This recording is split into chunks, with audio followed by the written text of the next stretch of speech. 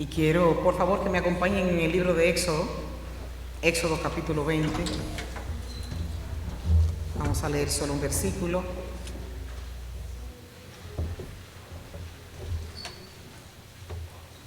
Éxodo capítulo 20, versículo 3.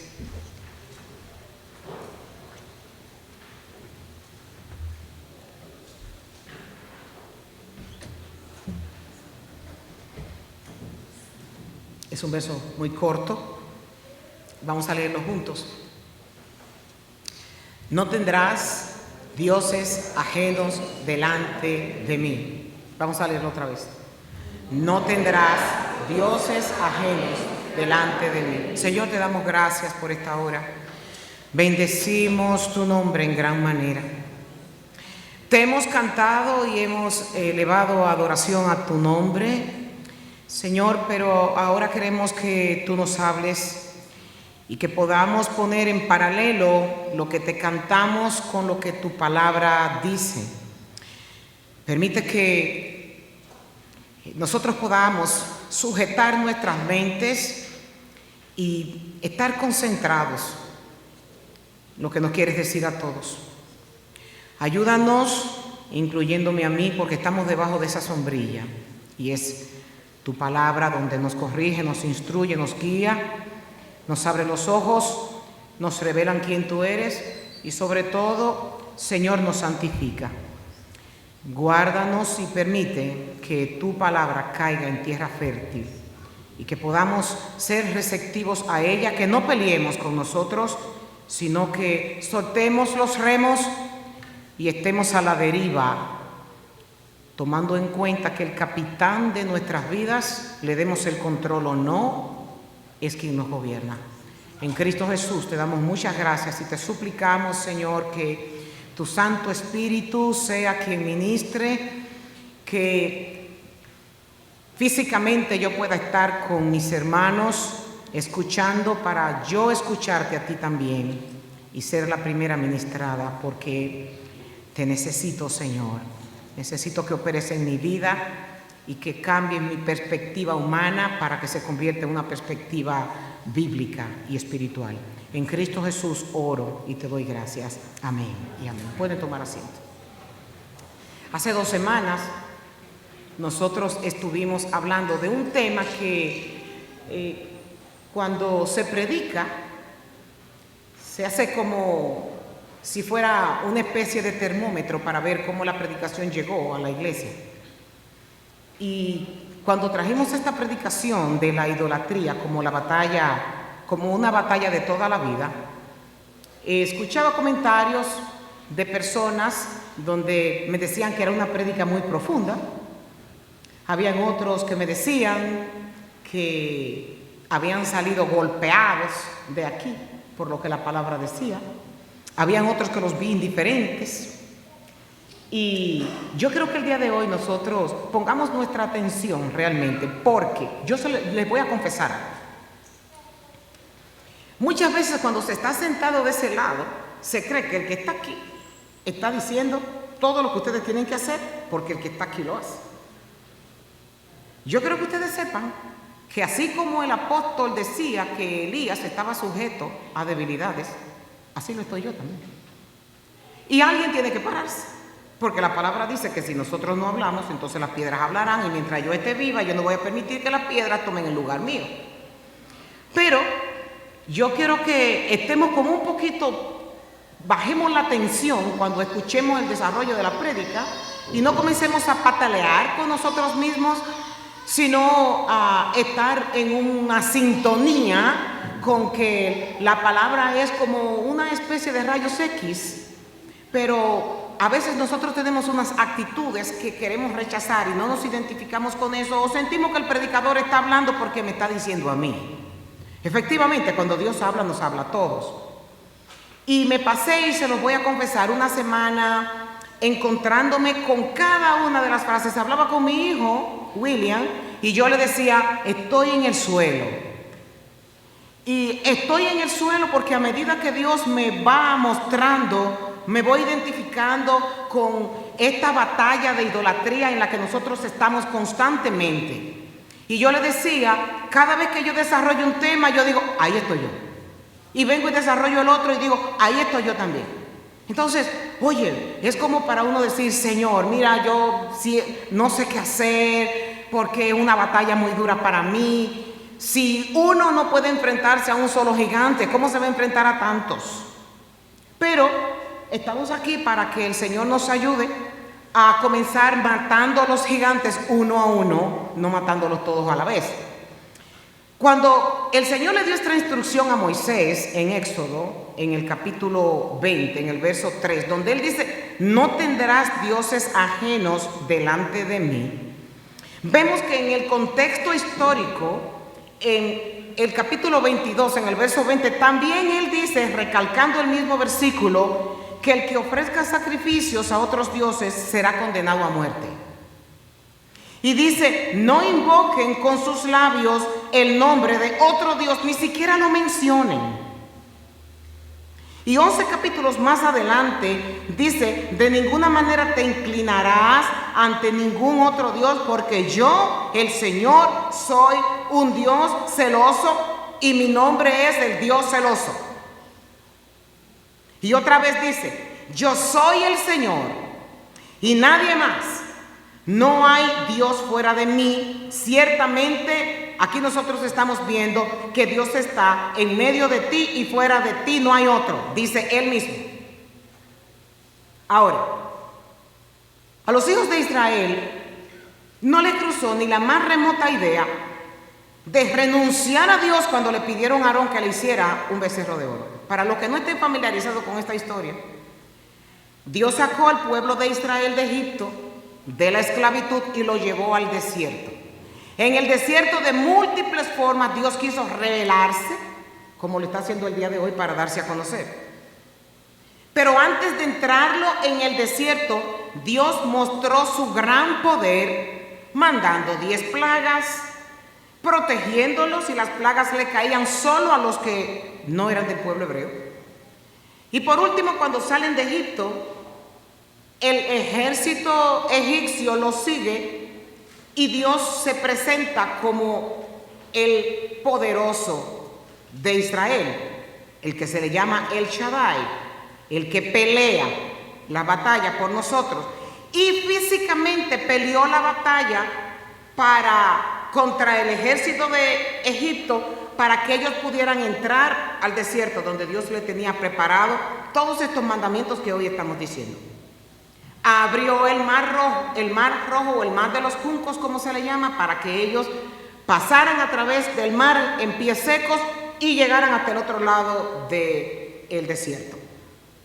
Cuando están en el desierto, Moisés dura 40 días esperando que Dios les revele los 10 mandamientos, como nosotros les llamamos, y ellos se desesperaron. Y es digno de notar que ellos le pidieron a Aarón que le hiciera un Dios para que los llevara, porque Moisés se tardó mucho en el desierto. Dice, estos son tus dioses, después que Aarón lo preparó, que te sacaron de Egipto. Nosotros sabemos que no fue ese becerro o ese toro, como se le dice, de oro, que lo sacó de Egipto, sino que fue Dios con su brazo fuerte. Y sigue diciendo en el capítulo 32 que ellos hicieron fiesta alrededor del becerro, y cuando hicieron fiesta alrededor del becerro, ellos dijeron, fiesta para Jehová, a un becerro.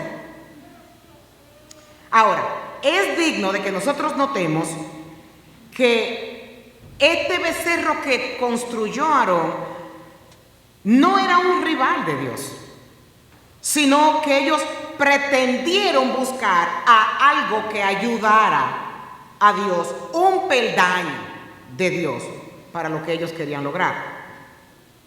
Ahora bien, yo quiero que en esta hora nosotros quitemos de nuestras mentes esa idea vaga de la idolatría que conocemos, que es el de pararse delante de estatuas hechas de hombres o objetos hechos por hombres, y que reconozcamos que la idolatría es una corrupción natural del corazón del hombre caído. Pablo entiende el pecado original de la humanidad como idolatría cuando dice en Romanos en el capítulo 1 que cambiaron la gloria del Dios incorruptible honrando y dando culto a las criaturas antes del Creador. Cuando a mí me encanta buscar en el Antiguo Testamento para comprobar que el apóstol Pablo no fue que lo dijo. El apóstol Pablo cogió una cita del Antiguo Testamento y lo cogió del Salmo 106 en el versículo 20, que dice lo mismo. Y dice que los israelitas hicieron un becerro en el monte Sinaí, que se inclinaron ante una imagen hecha de oro, que cambiaron su glorioso Dios por la estatua de toro como que come hierba. Y se olvidaron de Dios, su Salvador, quien había realizado tantas grandezas en Egipto. Y yo leyendo este versículo esta mañana, me ponía a pensar que los ídolos se crean conforme a la necesidad que nosotros tenemos. Por eso es que el ídolo tuyo no es el mío. Porque el ídolo que tú creas es el ídolo de lo que tú sientes que necesitas. Vamos a desarrollarlo un poco más. Por ejemplo, cuando los israelitas vieron que Moisés se tardaba tanto en bajar del monte, escuchen bien, hay un lapso de espera. Y se desesperaron en los 40 días que no veían a Moisés que bajara.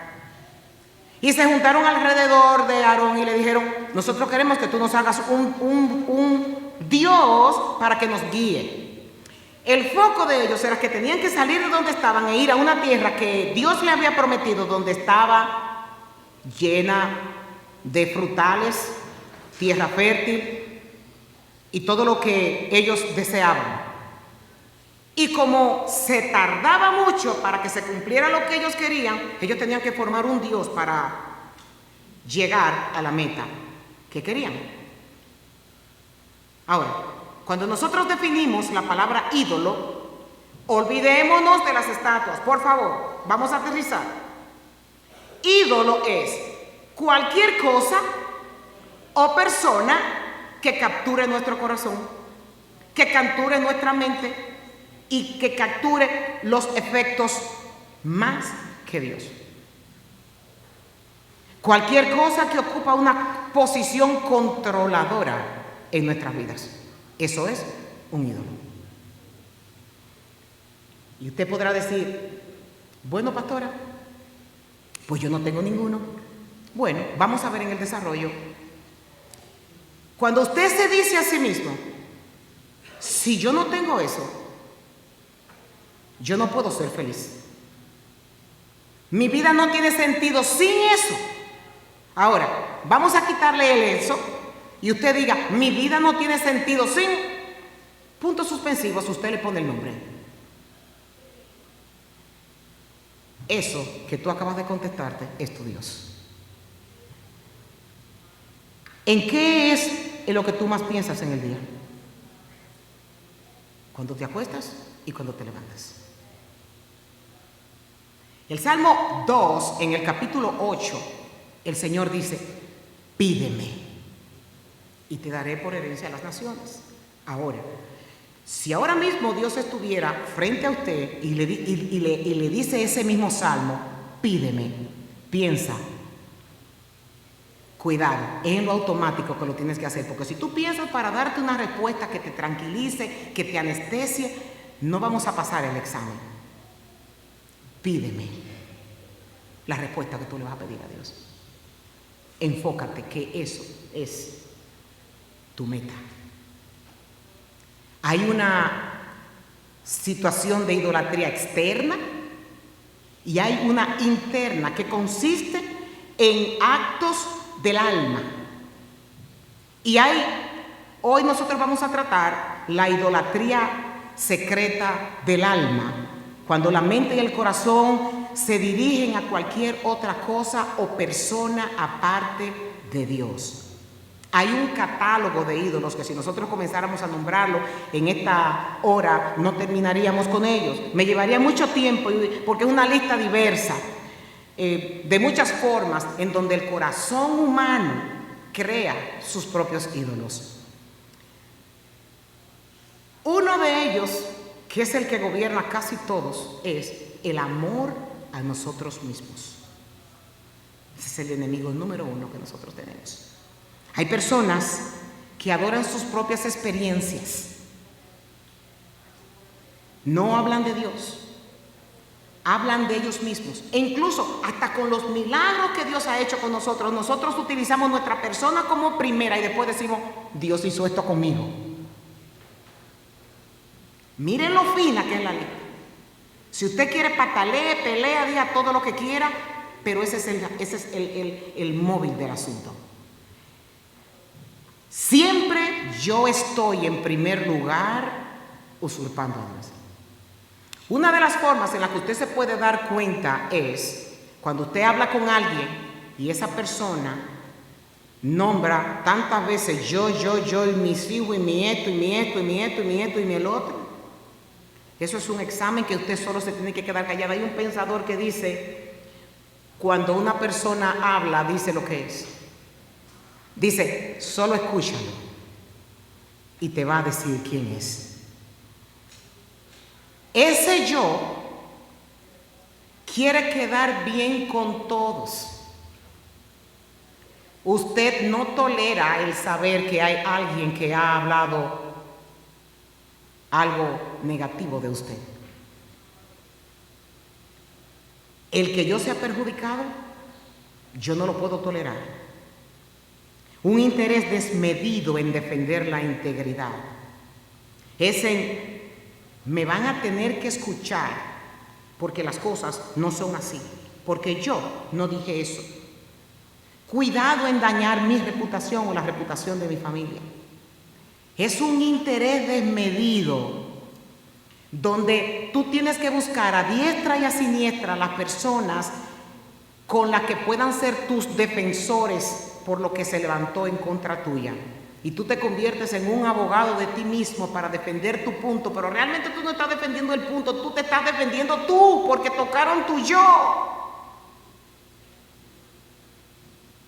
Por ejemplo, para ilustrar un poquito esto con la Biblia, en 1 de Samuel, en el capítulo 15, en el verso 15, nosotros vemos que Saúl es amonestado por Samuel.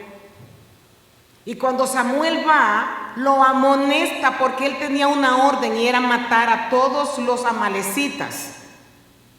Y le dice Saúl que había dejado vacas vivas, ovejas vivas, y había dejado el rey y la reina de Amalec vivos.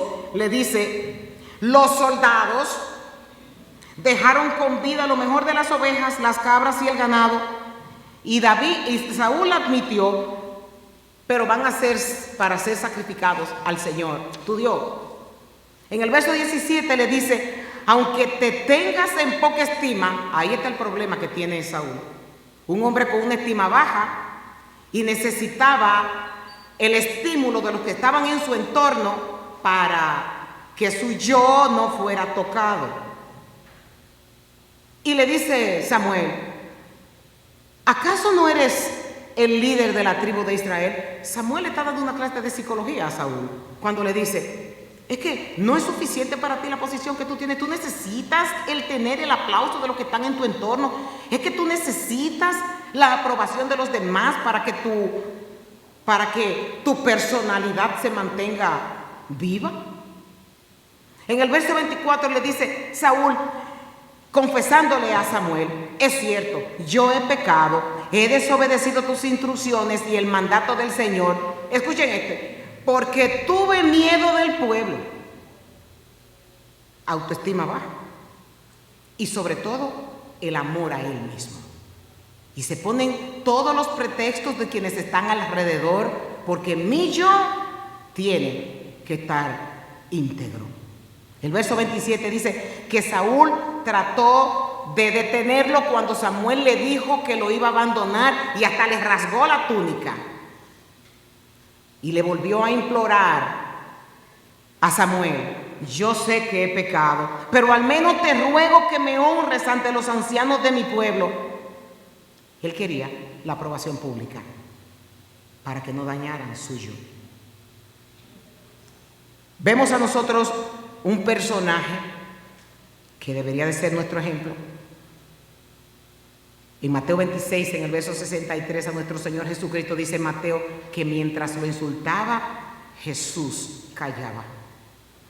Dice en el capítulo 27, en el verso 12, mas él callaba y no respondía. Y al ser acusado por los principales sacerdotes y los ancianos, no respondió. Y dice Lucas, mas él callaba y no respondía. Y el apóstol Pablo, conociendo lo que hay en nuestro corazón, le dice a los filipenses, dando una descripción del carácter que debe tener un hijo de Cristo: no sean egoístas, no traten de impresionar a nadie, sean humildes, es decir, considerados los unos a los demás como mejores a ustedes. No se ocupen solo de sus propios intereses, sino también procuren interesarse por los demás. Amamos tanto nuestro yo, perdónenme los trabajadores, los que tienen negocios aquí, pero esto no lo digo yo, que sacrifican a las esposas, sacrifican a los hijos con tal de alcanzar sus metas. En Segunda de Reyes nosotros vemos un hombre, rey Manasés, rey de Judá, que nos dice en el capítulo 21, en el verso 6, que él sacrificó a su propio hijo al fuego. ¿Sabe qué significa eso? Que muchas veces ese yo que amamos tanto y que idolatramos tanto hace que nosotros sacrifiquemos a las esposas, a los esposos, a los hijos, a la familia y a todo el mundo, porque yo soy yo y por ahí me voy. Cuando una pareja, escuchen bien la definición de este Dios al que él sacrificó a su hijo, era cuando una pareja sacrificaba a su primogénito porque creían que Moloch aseguraría prosperidad financiera para su familia. Ahora, hazte la siguiente pregunta importante: ¿estoy dispuesto a pecar para obtener lo que quiero? ¿Estás dispuesto a trabajar 70, 80 horas a la semana para ganar la atención de tu jefe, a pesar de tu familia, a pesar de tu vida espiritual que se está apagando, a pesar de haber perdido la visión del ministerio? ¿Estás dispuesto a sacrificar por tu yo, por tu ego, por tu meta, por tu propósito, todo esto que tiene más valor?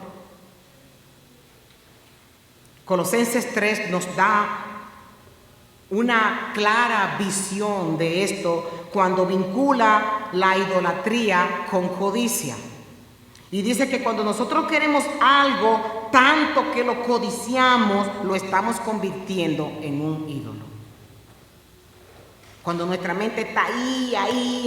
Es más, hay hasta oraciones que se elevan a Dios, que se le pone fecha a Dios. Y le dice: mira, Señor, yo te doy hasta tal fecha para que tú me respondas esta oración.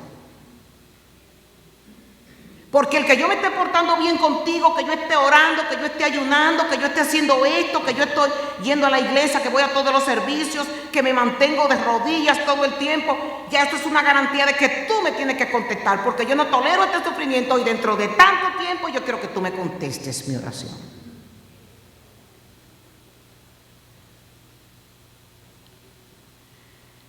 ¿Quiere que le dé una definición de avaricia?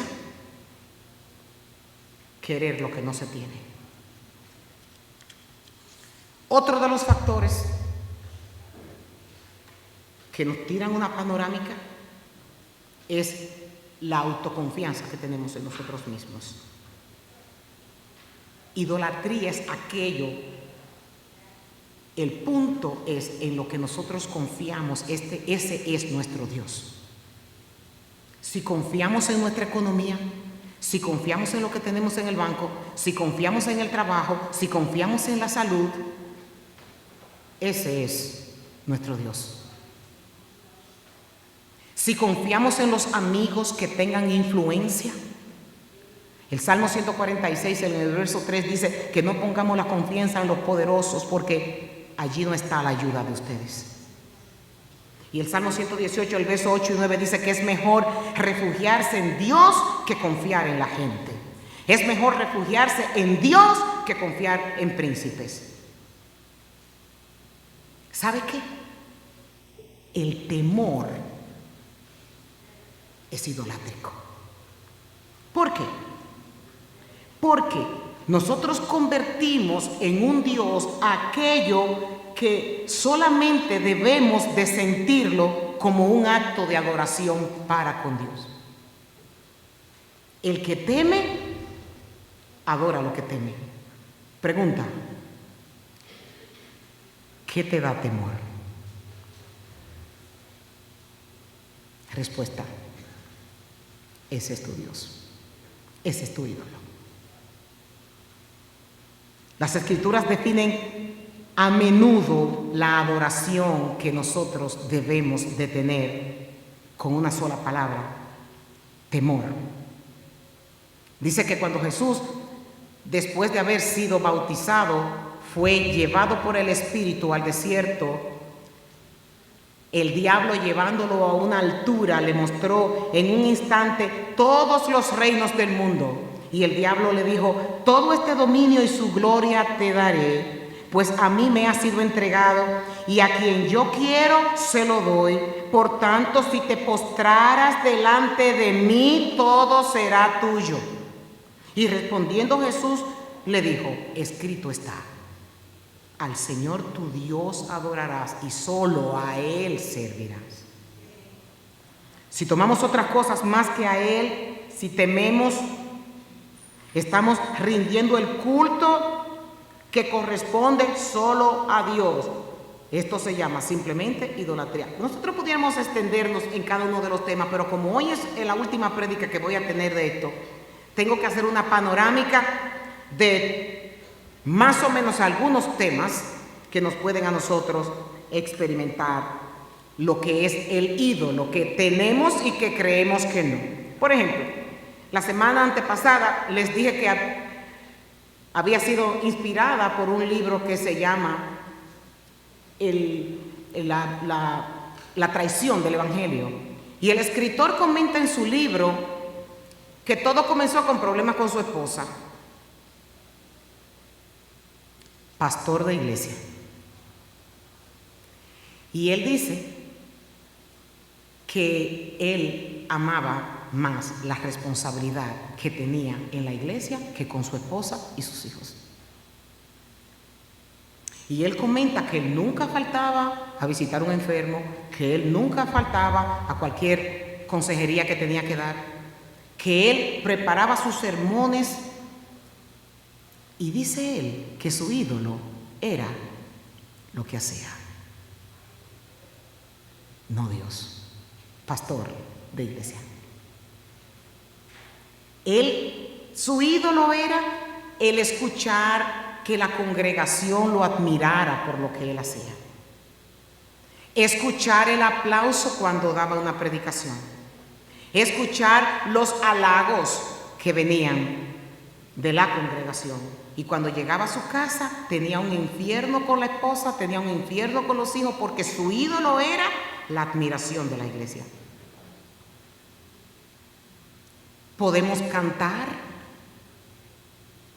porque nos gusta y no cantar para Dios, y hacer del ministerio un ídolo. Podemos tocar un instrumento sin amar a Dios, solo porque nos gusta tocar, y el instrumento es un ídolo. Podemos ser maestros. ¿Por qué? Porque me gusta dar clases. Y sobre todo lo que más me gusta es, después de las clases, lo que me dicen, que las clases estuvieron excelentes. Uy, qué bueno. Predicar. Deben. Esto es un sitio donde todos ustedes están mirándome. Y pudiera ser un ídolo para tener la admiración de los que escuchan. Podemos servir y hacerlo en el nombre de Dios para nuestra gloria.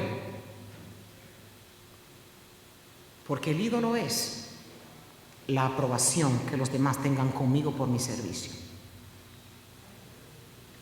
Podemos tener una vida de oración para nuestra gloria y decir que somos hombres y mujeres de oración,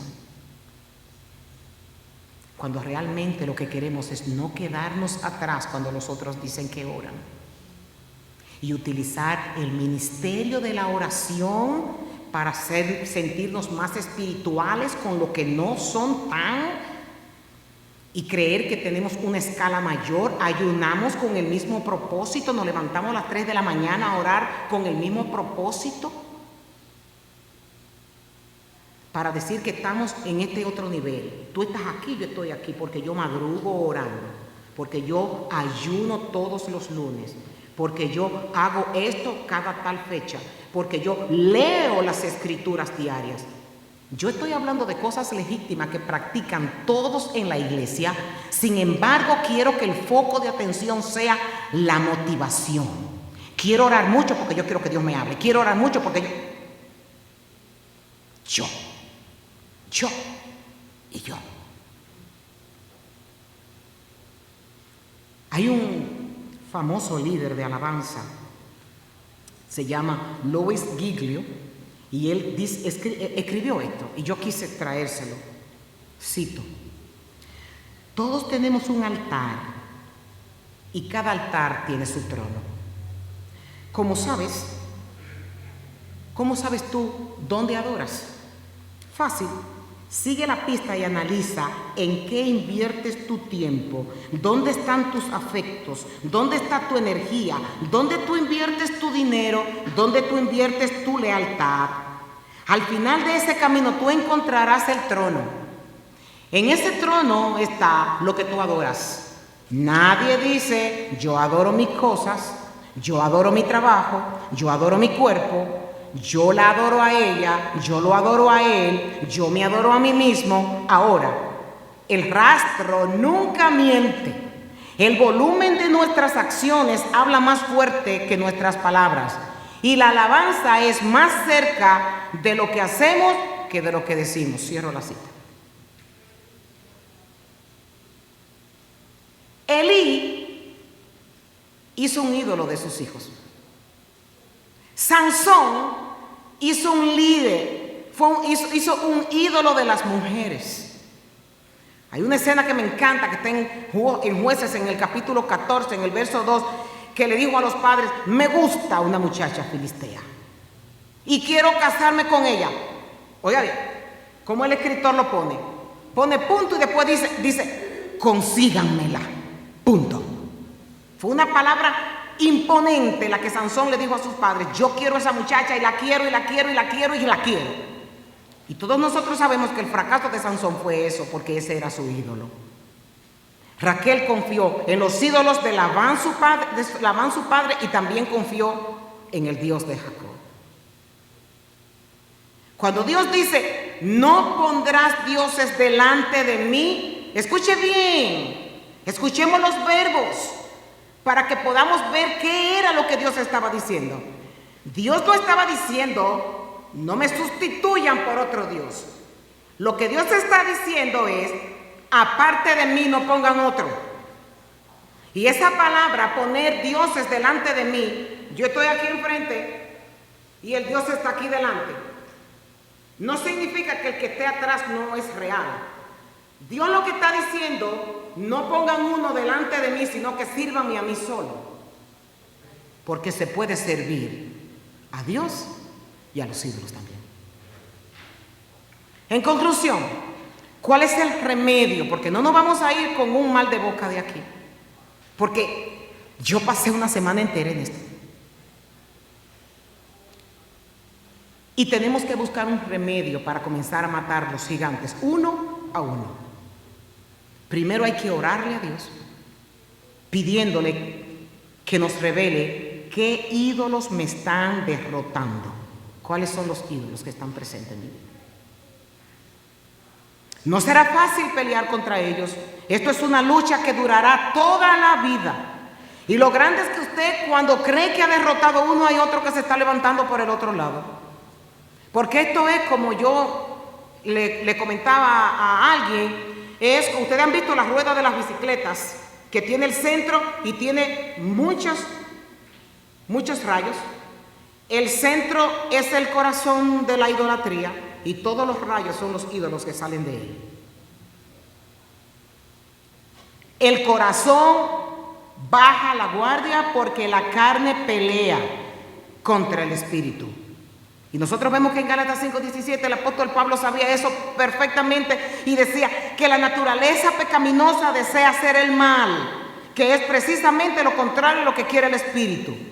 Y el espíritu nos da deseos que se oponen a la naturaleza de la carne.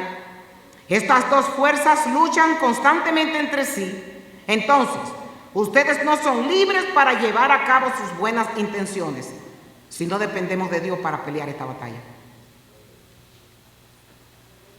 El otro punto es que debemos de reconocer que los líderes son como un camaleón. Se manifiestan en distintas formas, dependiendo de la circunstancia, dependiendo de la etapa de la vida en la que estamos. Porque una de las cosas es que el ídolo que compite con un joven de aquí de 16 años no es el ídolo que compite conmigo. Porque el ídolo se crea conforme hasta eso, a la etapa de tu vida en la que estás, a la edad en la que tú tienes. Porque yo pudiera decir desde aquí, a mí me pueden poner todas las botellas de alcohol del mundo aquí delante y para mí significan nada. A mí me pueden poner todos mis teenagers, mis universos y todo lo que me pongan en el frente y para mí eso no tiene absolutamente nada. Ahora, no me pongan muchas matitas en el frente, ni me lleven a un supermercado, ni nada de eso, porque ahí ese líder sale de esa funda como si fuera...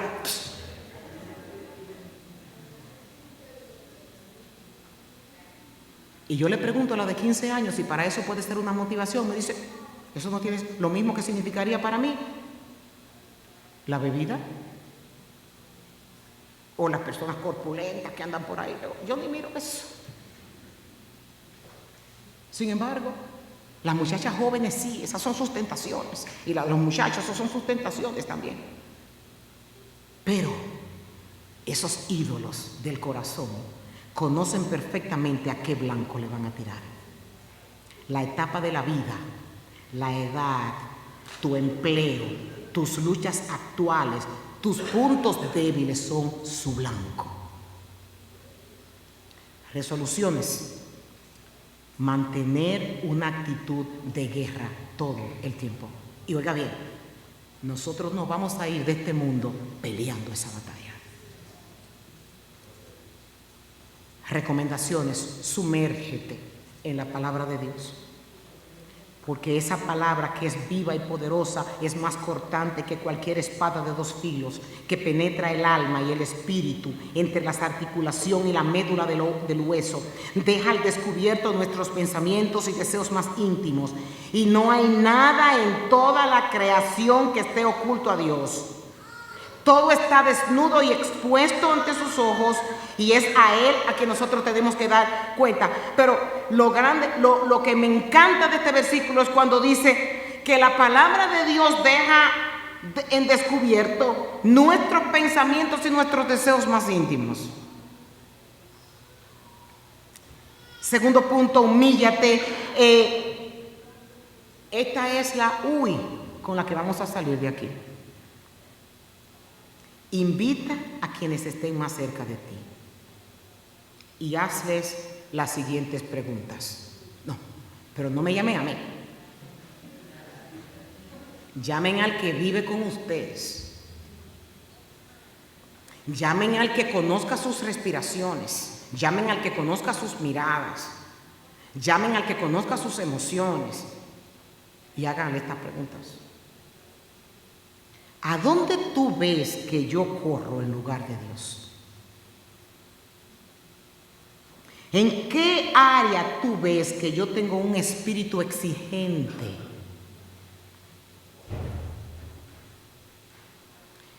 ¿A qué ves que me estoy aferrando y deseando más que a Dios?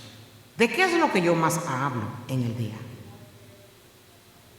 ¿Dónde ves que deseo obtener algo con tanta intensidad que yo estoy dispuesto a pecar si siento que lo voy a perder?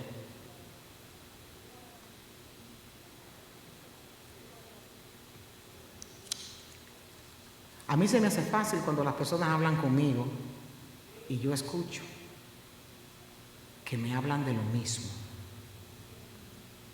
Bingo. Ese es el. Y las personas no se dan cuenta. Recuerden que en la predicación pasada nosotros dijimos que son ídolos tan difíciles de detectar, que como vivimos con ellos y son nuestros amigos y están conviviendo con nosotros por tanto tiempo, estamos acostumbrados a ellos y no los detectamos como algo que está destronando a Dios en nuestra vida. Tercer punto y último, seguir clamando a Dios. El salmista dice, pero eso es clamarle llorando. En estos días yo tuve una larga oración en donde esa oración era patética. Y recordaba la vida de Martín Lutero, donde Martín Lutero lloraba, se flagelaba. Yo no llegué a eso, no lo creo. Se flagelaba porque él sentía que pecaba tanto constantemente contra Dios.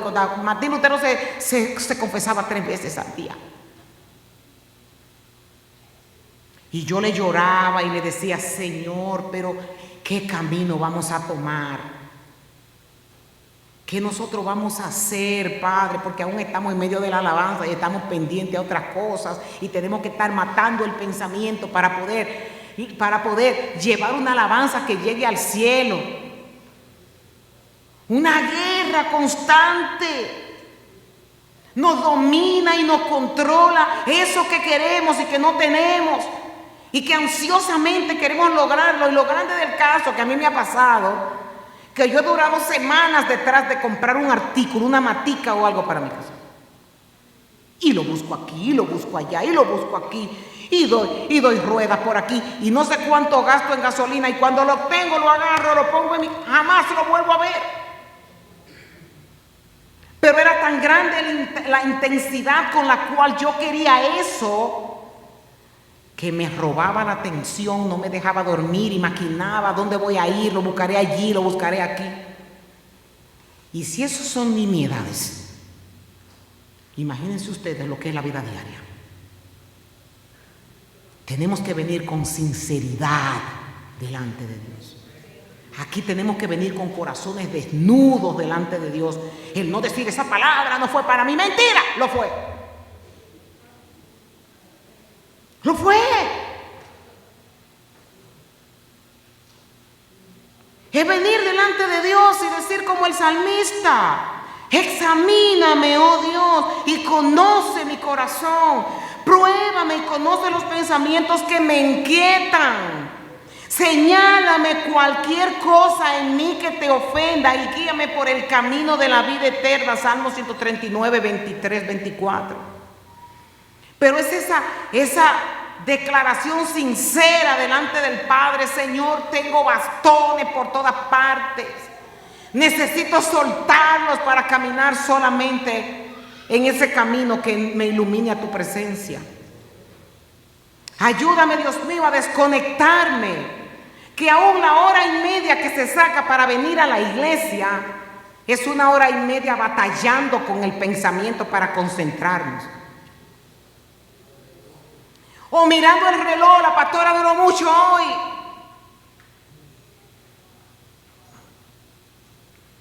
No tendrás dioses ajenos delante de mí. Escucha, Israel, escucha, Primera Iglesia Bautista. El Señor nuestro Dios solamente es el Señor. Ama al Señor tu Dios con todo tu corazón, con toda tu alma y con todas tus fuerzas. Y pelea esa batalla, porque los ídolos te van a estar constantemente buscando la manera de cómo derrotarte y tomar el lugar de Dios en tu vida. Vamos a ponernos de pie y vamos a orar. Señor, te damos gracias porque tu palabra tiene poder para desnudarnos. Que aunque pasemos todo el tiempo justificándonos, Señor, ayúdanos, escudriña nuestro corazón y muéstranos la maldad porque ya tú la conoces. Ayúdanos en el nombre de Jesucristo. No dejar de ocuparnos en lo que tenemos que ocuparnos, pero no con la intensidad de sustituirte a ti, sacrificar nuestra casa y sacrificar todo lo que está en nuestro entorno por amor a nosotros mismos. En el nombre de Jesús yo te pido que nos des una oportunidad y nos des el discernimiento de poder entender cuáles armas necesitamos para derrotar estos gigantes. El trabajo, el éxito, el dinero, las metas aún espirituales, Señor, las queremos con propósito, para gloria nuestra. Te pedimos a esta hora que nos ayudes. Envía ayuda desde el cielo, Señor, y que tu Santo Espíritu comience a golpear nuestras conciencias y nos ayude a ver con claridad que no hay nada ni nadie que tenga más poder que tú, que no hay ningún ídolo que podrá satisfacer nuestros deseos, porque la palabra ídolo es vana, que va a satisfacer por poco tiempo, pero nunca nos saciará porque seremos esclavos de ellos. Señor, libéranos, libértanos. Esa palabra donde nuestro Salvador dijo que cuando creyéramos en ti seríamos verdaderamente libres. Que sea esa la libertad en la que nosotros vivamos. Que cualquiera que sea nuestra condición, tú reinas y vives por los siglos de los siglos. Que tú seas nuestra medicina. Que tú seas, Señor, genuinamente, no el instrumento para demostrar que somos espirituales, sino el instrumento interno de nuestra vida para edificación de tu reino y para gloria tuya. Bendice esta congregación y ayúdanos a irnos de este lugar bajo tu paz y cuidado, y que tu gloria, Señor, sea evidente en nuestras vidas para tu gloria y no para la nuestra. En Cristo Jesús oramos y te damos gracias. Amén y amén. Dios les bendiga a todos mis amados. Estamos despedidos.